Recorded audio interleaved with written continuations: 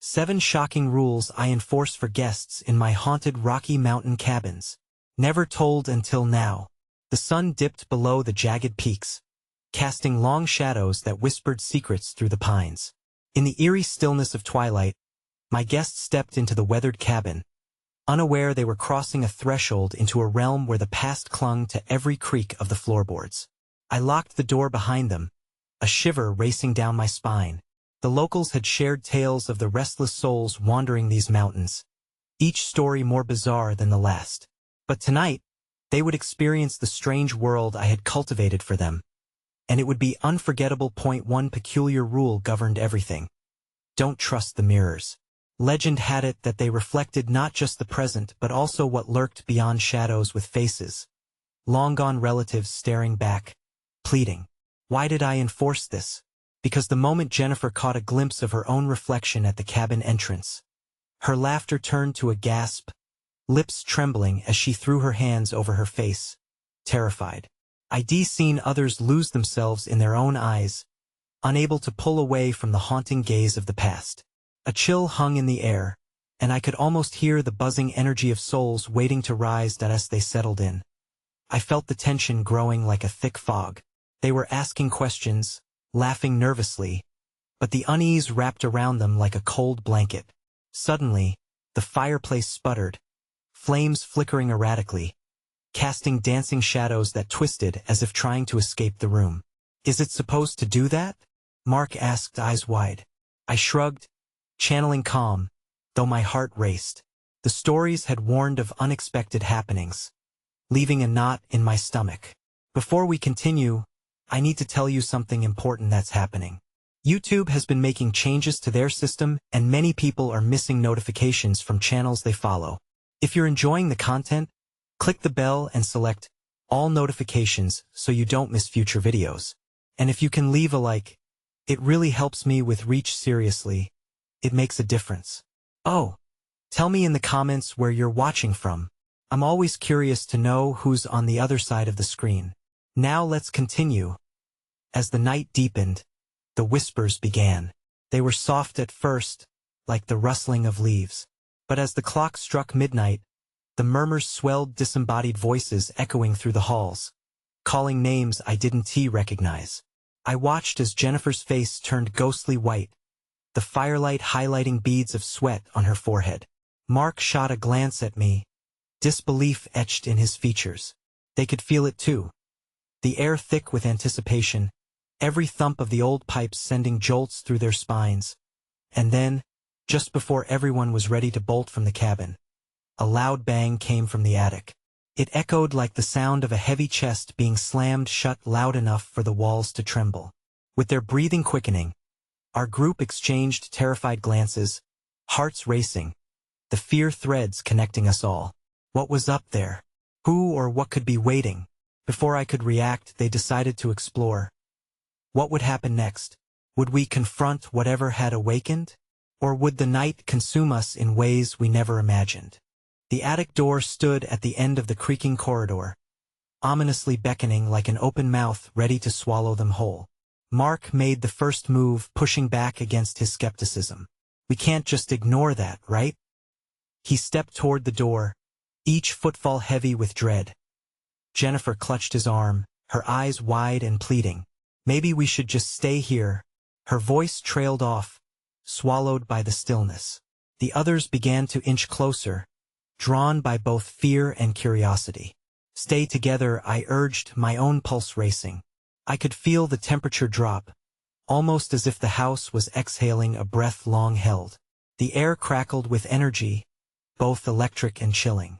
Mark gripped the doorknob and hesitated. He turned back, seeking reassurance in my eyes. I nodded, though doubt gnawed at my insides. Just a quick look, he muttered, pushing the door open. The ancient hinges screamed like a banshee. The attic loomed above us, a realm of shadows and antiquity. Dust motes danced in the beam of their flashlight, swirling as if alive. Boxes lined the walls, draped in decades of dust. Then, the light caught something, an object nestled in the corner. Is that? Jennifer's voice quivered. It looks like an old mirror, Mark said, slowly trudging toward it. I felt a visceral jolt at his words. Not the mirror, anything but that. Before I could shout a warning, he reached for it. The moment he did, the temperature plummeted further, icy fingers creeping down our backs. The mirror reflected not just Mark's face, but something behind him, a shadow curling against the wood beams of the ceiling. "Mark, wait!"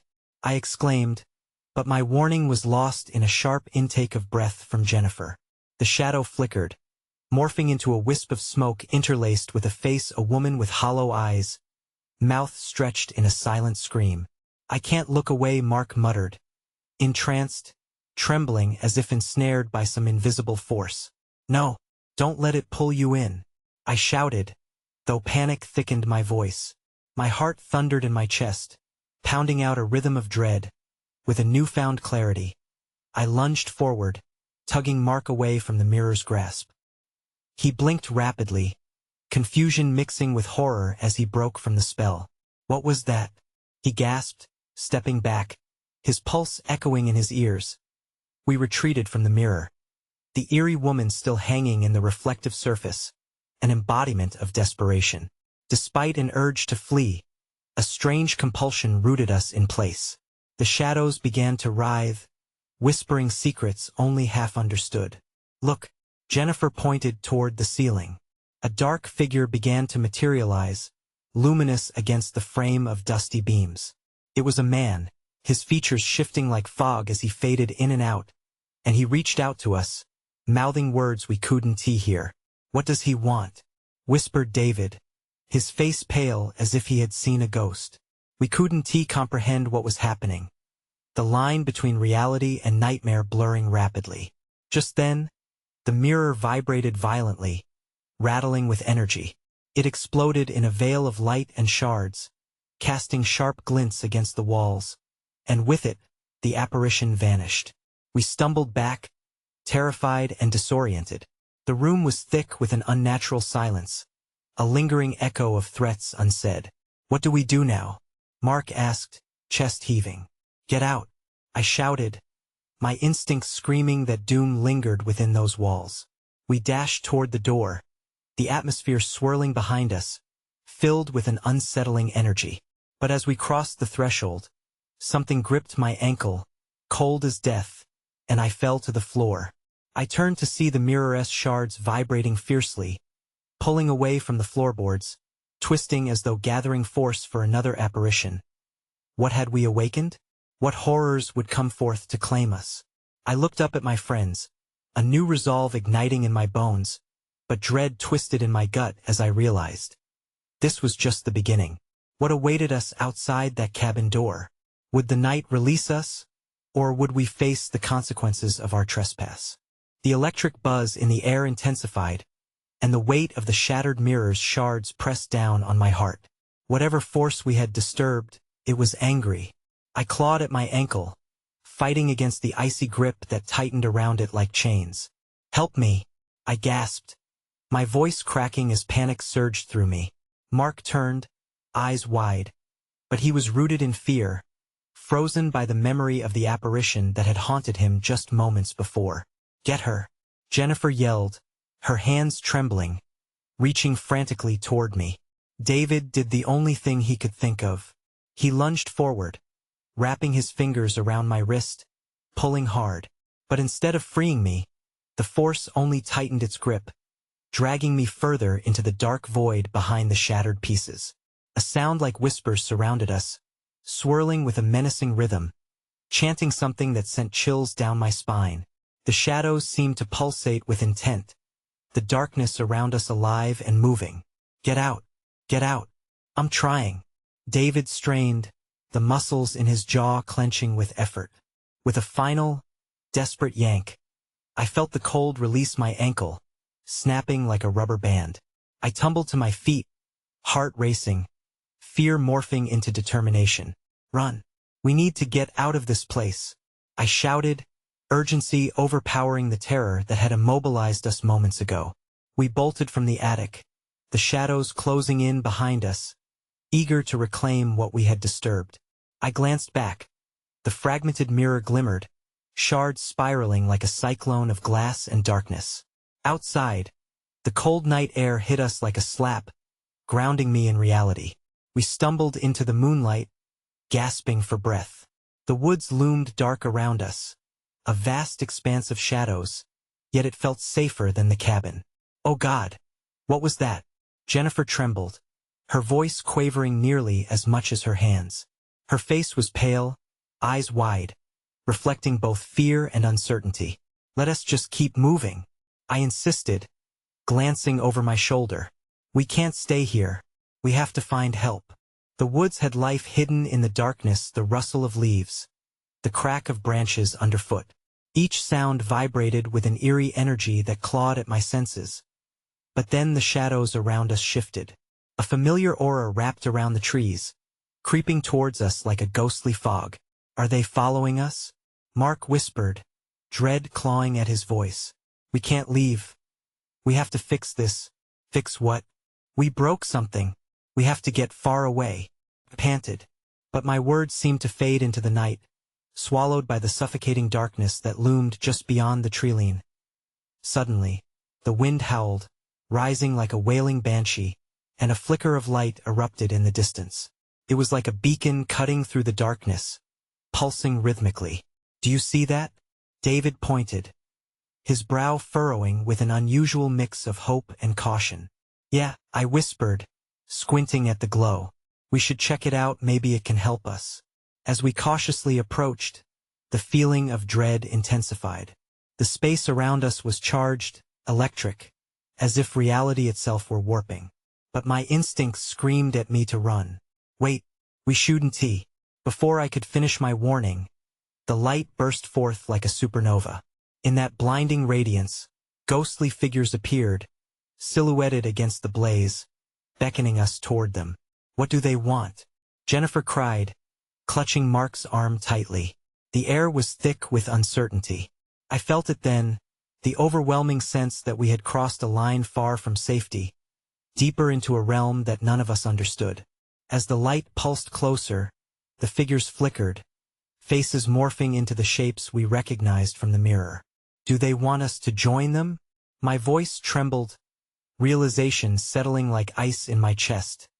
What awaited us in that blinding light? We took a hesitant step forward, but something whispered back to me, ominous and low. There are rules for entering the world of the dead, and breaking them could cost us everything.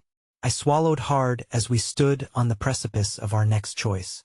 Would we accept the invitation, or flee the darkness as it wrapped around our feet?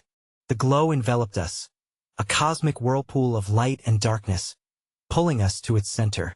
I hesitated, my feet glued to the ground as instinct battled curiosity. The ghostly figures shimmered and swayed, their eyes hollow, yet somehow imploring. Please, we need to get out of here, I shouted, the words spilling from my lips in desperation. But my plea seemed lost in the pulsating energy of the light. Mark flinched, breaking from whatever spell had frozen him. What have we done? They're not just spirits, they're trapped. His chest heaved, the revelation hit him like icy breath. We can't help them. We need to live. Jennifer's voice trembled, but it was edged with a fierce certainty. She took a step back, glancing at the dark woods, but the shadows were watching, waiting. David's grip tightened on my wrist, his knuckles white. We should go back.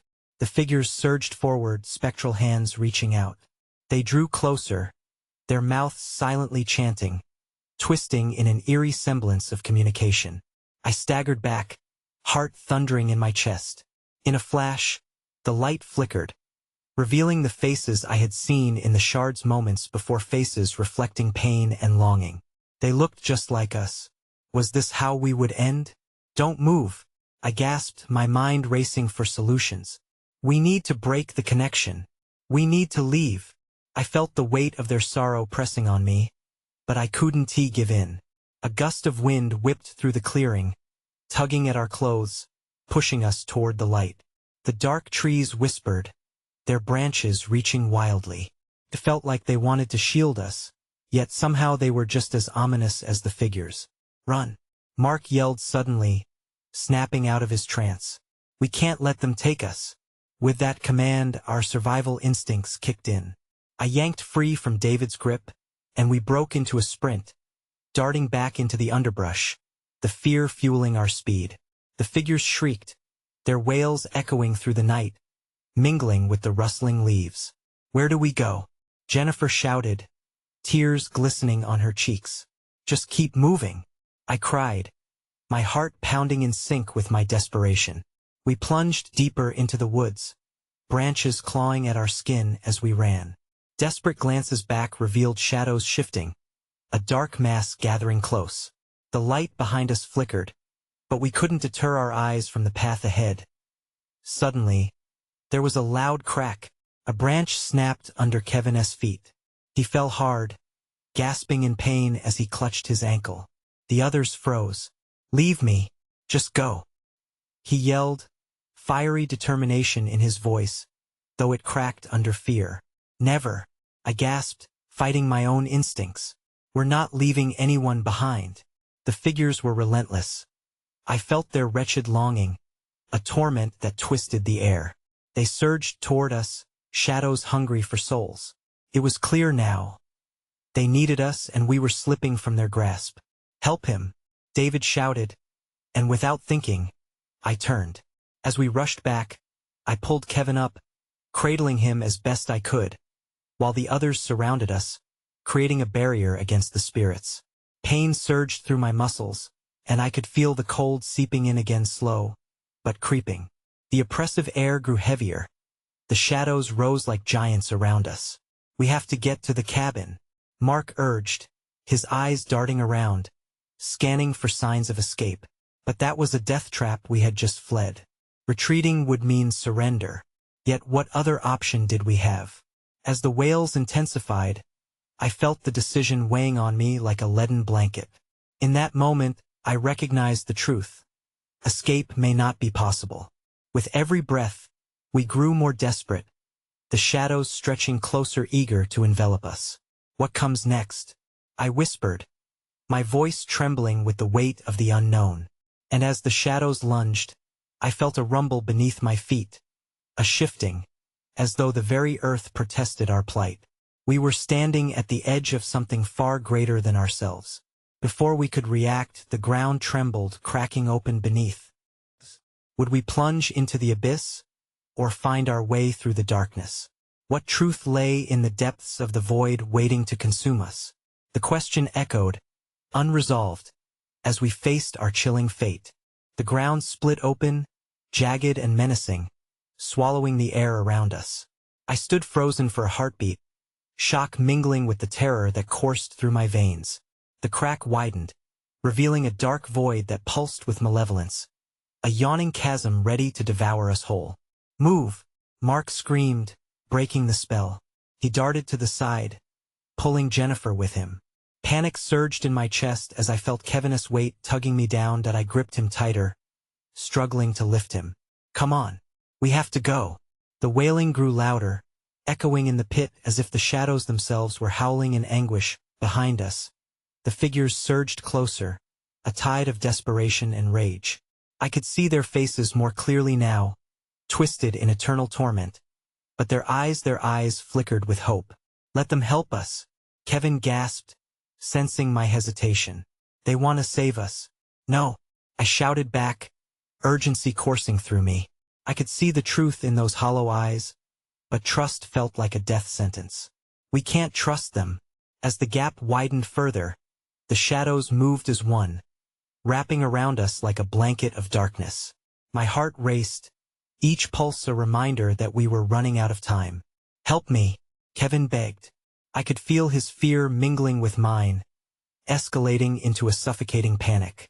"Don't look back," David urged, keeping a vigilant watch over our rear. "Run." But his voice barely reached me. I felt the cold creeping up from the fissure, curling around my legs, pulling me down. With a surge of adrenaline, I pushed Kevin forward, praying the others would help him. "Go," I yelled to the others as I steeled myself against the mounting dread. My feet refused to budge. The shadows dug deeper into the earth, clawing desperately at my ankles. "We need to move now," Mark shouted again, his urgency snapping me back to reality. I finally let go of Kevin, uncertainty churning in my gut. He stumbled forward as David and Mark reached for him. With one final glance at those wailing shapes, I turned and sprinted after them. The crack in the earth trembled beneath me, promising to swallow anything left behind. We dashed through the heavy underbrush, ducking beneath branches clawing at our skin. I could hear their collective breaths, 2 beats behind my own. Jennifer fell behind slightly, struggling to keep up with the rest of us. "I can't," she gasped, falling farther back. "No, we can't leave anyone," I shouted. "Just go. Get to the cabin." Her voice broke through the chaos, a fierce determination fighting against the exhaustion. "Not a chance.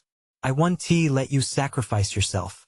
Before I could think, I spun on my heel and ran back to her. Instantly, the air thickened, shadows creeping closer. I felt their mournful cries, urgent, desperate, hungry. "Stay with me," I urged, grabbing her arm. Together we moved forward, but the void behind us echoed like a siren. Suddenly, a hand extended from the shadows, reaching out to her. A gelid touch wrapped around my wrist, and I shivered at the icy grip. Was this how they would end us? "Keep going," Mark shouted from the distance, his silhouette flickering like a dying flame. I felt torn. Jennifer could barely keep her footing, and every second felt like a vote in favor of our demise. "Please," one of the figures implored, the words clear and chilling. It was a voice I recognized, someone I had known once. "Help us."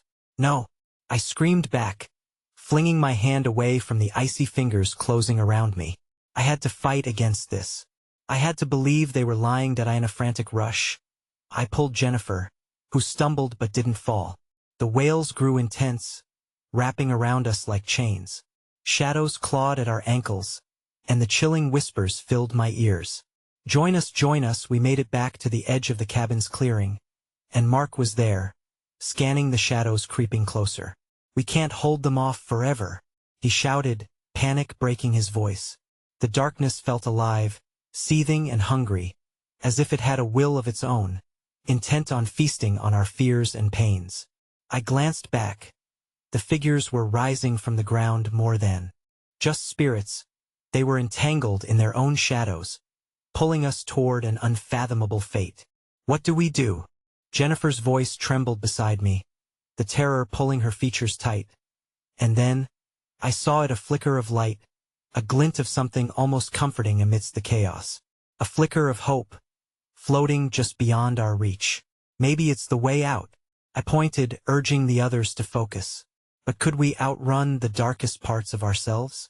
As we turned toward the light, the night around us thickened with the agonizing wails growing louder and more furious. "Move, now," I shouted, adrenaline fueling our desperate rush. But the shadows surged after us, relentless in their hunger. Would we find freedom in the light, or would we fall into the very depths we feared? The question clawed at my mind, echoing in tandem with the cries, as our fate hung by a thread awaiting the next revelation to shift the balance forever. We sprinted toward the dwindling beam of light, its warmth barely brushing against our skin, but it called to us like a beacon of hope in an ocean of despair. The shadows writhed behind us, an insatiable beast that clawed at our heels, hungry for our fear. The wails grew louder, gnashing against the silence of the wilderness, twisting into a cacophony of threat and sorrow. "Faster!" Mark's voice sliced through the chaos. I could see the cabin just ahead, a fading outline against an unstoppable tide of darkness. But my heart sank as I stole a glance over my shoulder. The figures had multiplied, their distorted faces stretched into grotesque smiles, each a reminder of lives lost and souls trapped. "Don't look," Jennifer shouted, pulling my arm as we stumbled. "Just keep running."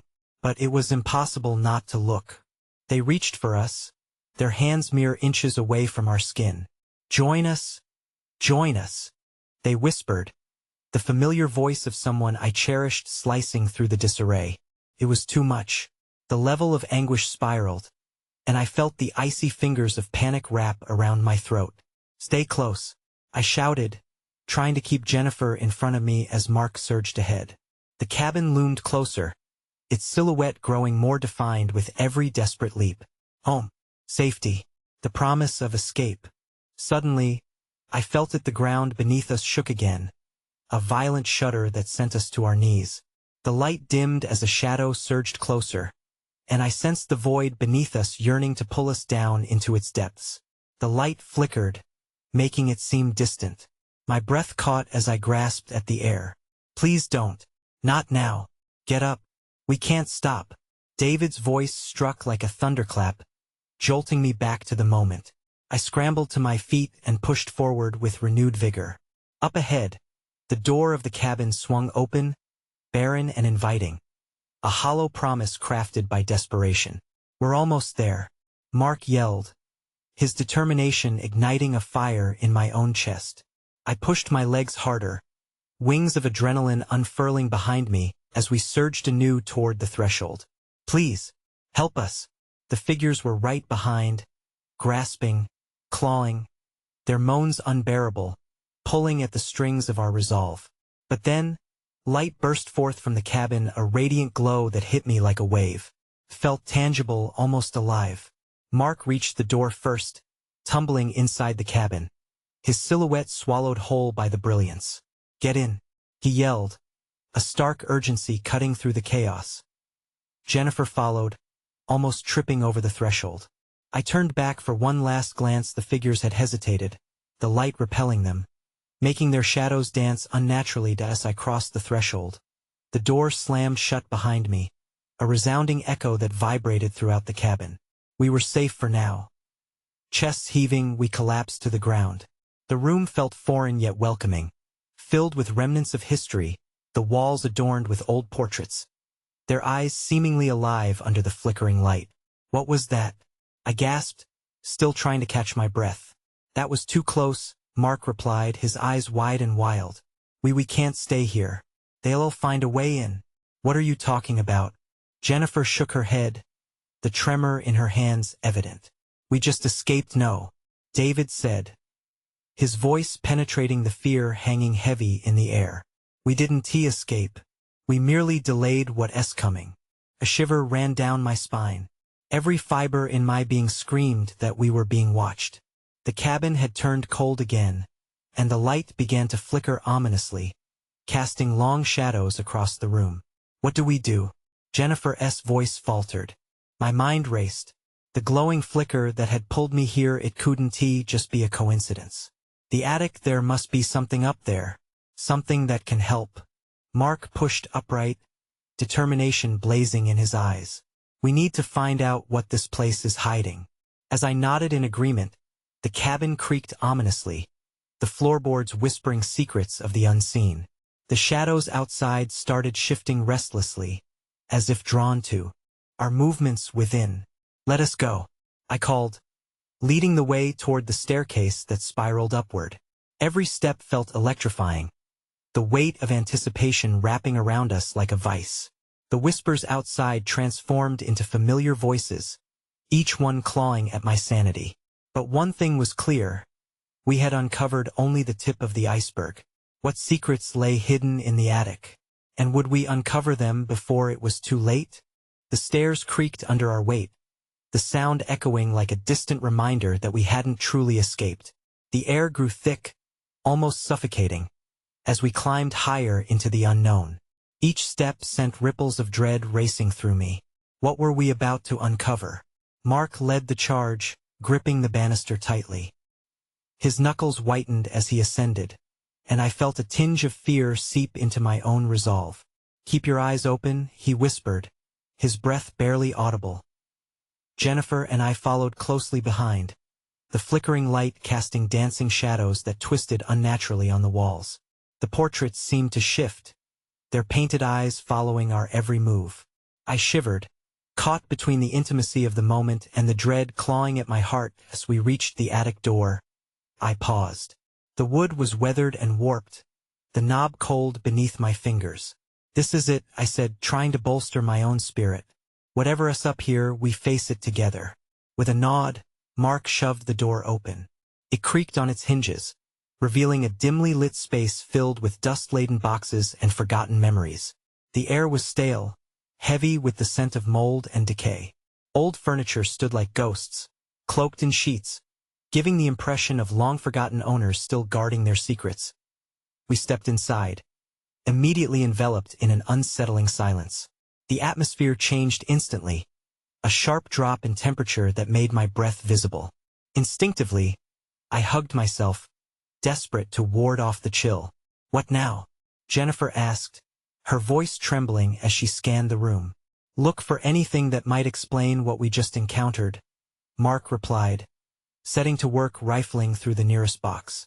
I joined him, prying open a weathered trunk. Inside lay an assortment of brittle papers. I sifted through them, my heart racing as I studied the faded writing. "Family records?" I murmured, catching snippets of names, those connected to the souls we had seen. "Keep looking," Mark urged, shifting to another box. The clatter of plastic broke the tension, revealing objects that seemed out of place.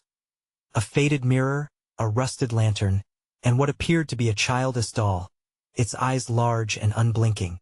"Guys, I think I found something," David called from the far end of the attic. We hurried over to find him holding a dusty book, its cover worn and barely legible. He opened it cautiously, the pages crackling under his fingers. "What does it say?" I asked, the room feeling more confined with each second. "Legends, myths." David's voice trembled.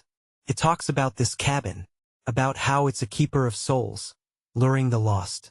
His eyes widened, reflecting the flickering light.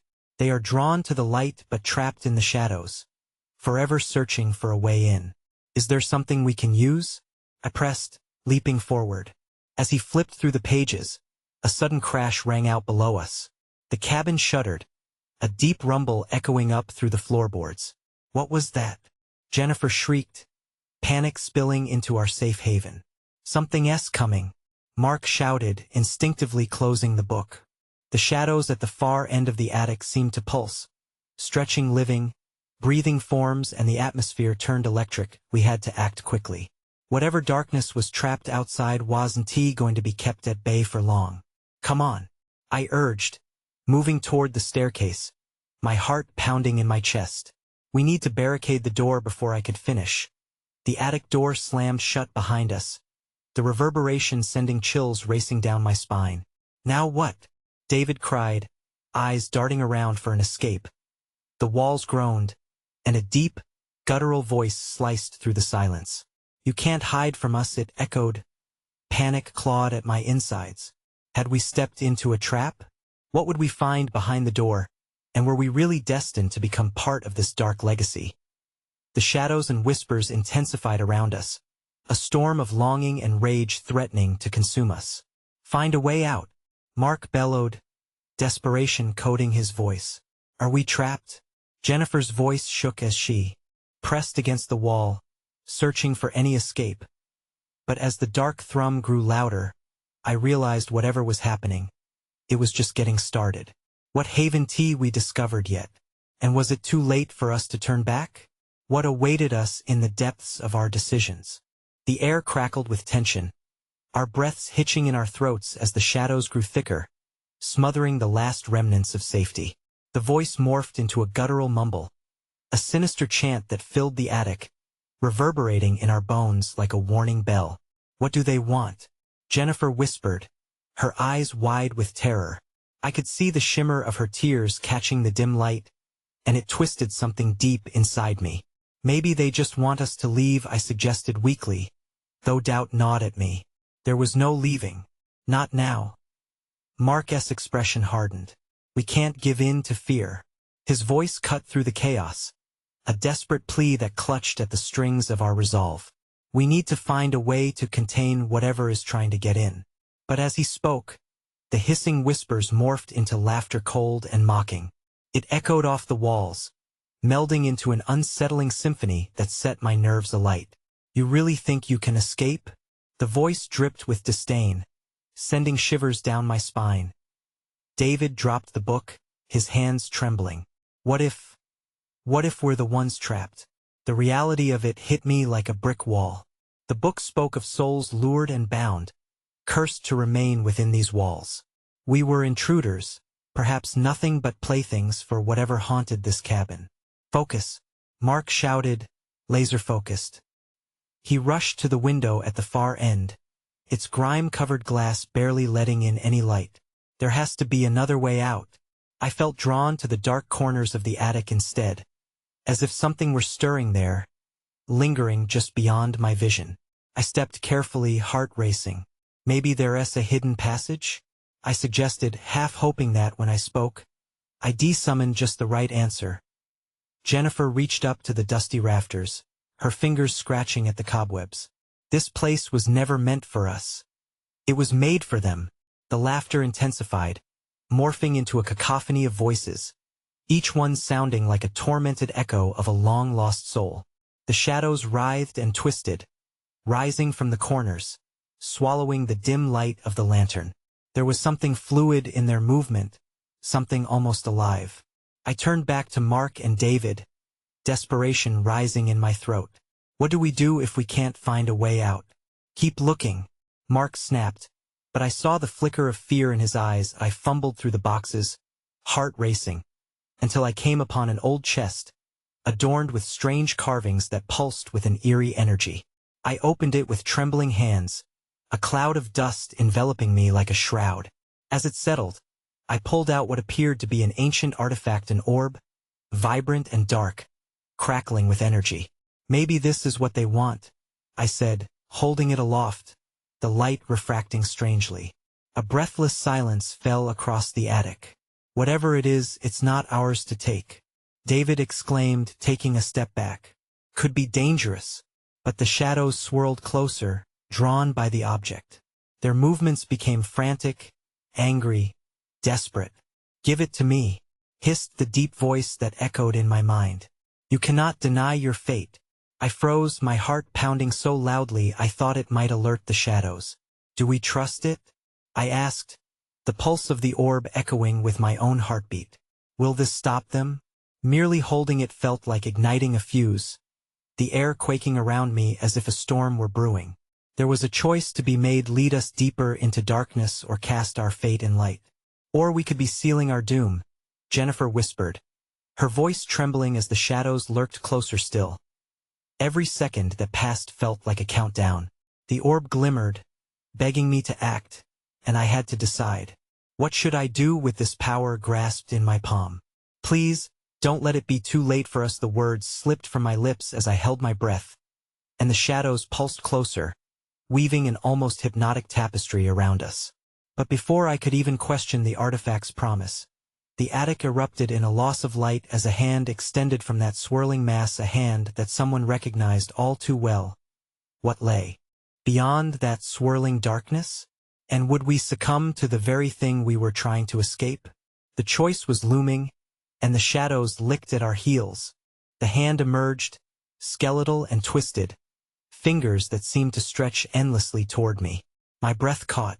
It looked like my brother, Liam, who had vanished years ago. The skin was pallid and almost translucent, as if he existed outside the realm of the living.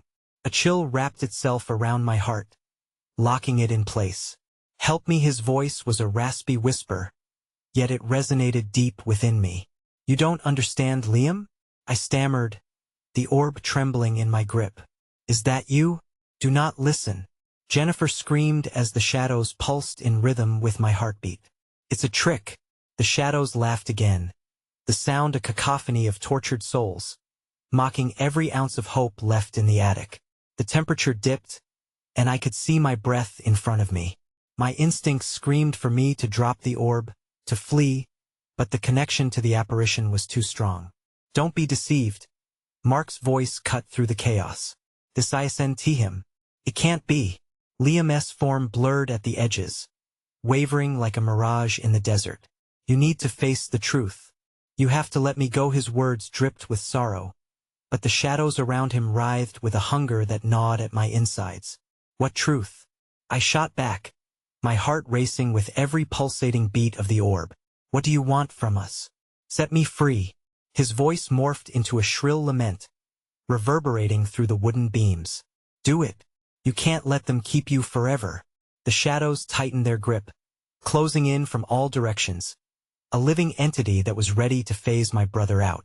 Desperation clawed at my throat. I had to act, but fear gripped my mind stronger than ever. I turned to the others, my mind racing. If this orb no, David interrupted. It's already too late. We can't play into its game. We need to hold together. But how could we hold together when our very sanity was at stake? The bittersweet image of Liam lingered. His face twisted in pain as he disappeared into the abyss momentarily. You're running out of time, he pleaded, desperation lacing his tone. I swallowed hard, conflicted. The orb hummed in my hand, pulled by an unseen force as though it were desperate to join him. But what if it can actually help us? Stop, Jennifer shouted, voice breaking. We can't trust it. It's not just Liam, we don't know what we're dealing with.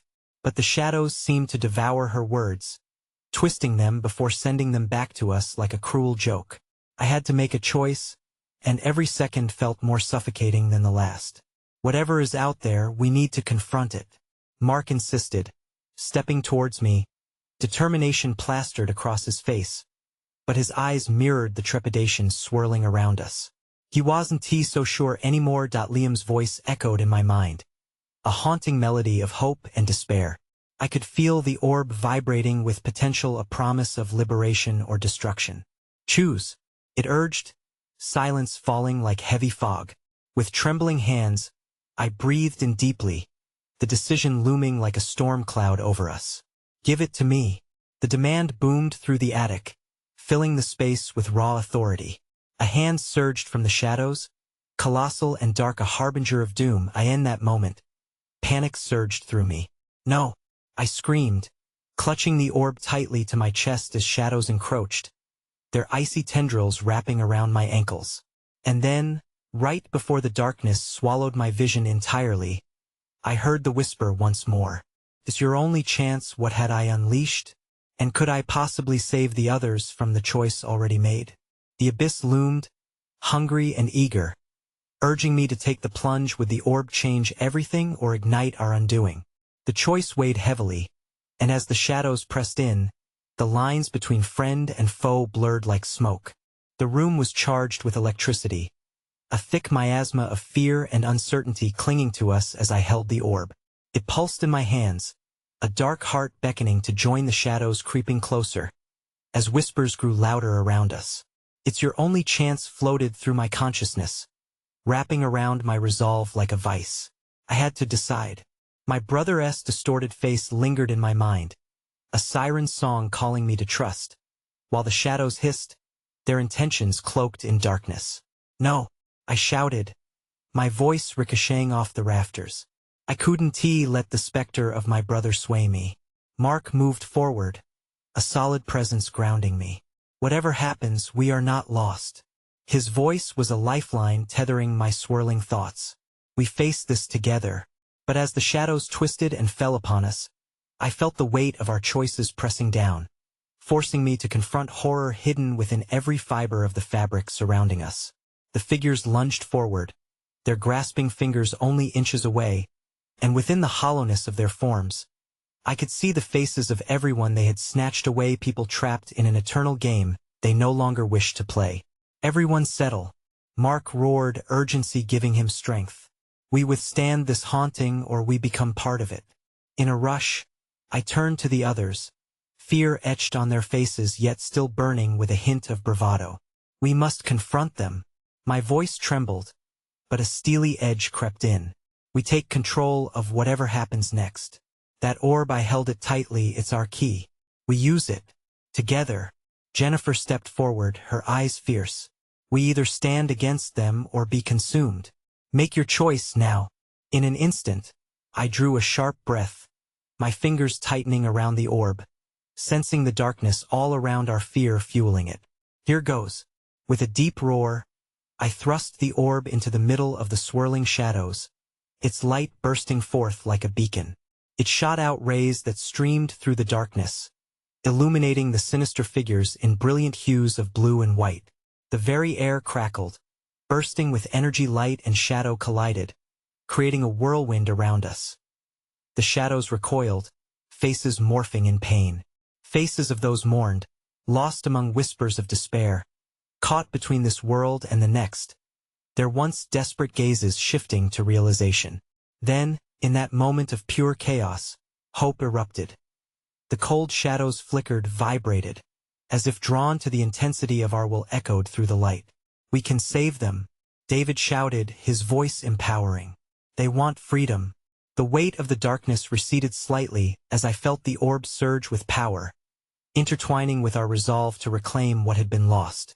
The figures paused, their anguish shifting as they turned towards the light and away from the abyss. "Let us go," they cried in unison, voices now a low harmony rising against the darkness. "Join us," whispered my brother, not as a haunting specter but a plea. Please. The shadows lurked closer, relishing our turmoil as the air throbbed with the struggle unfolding.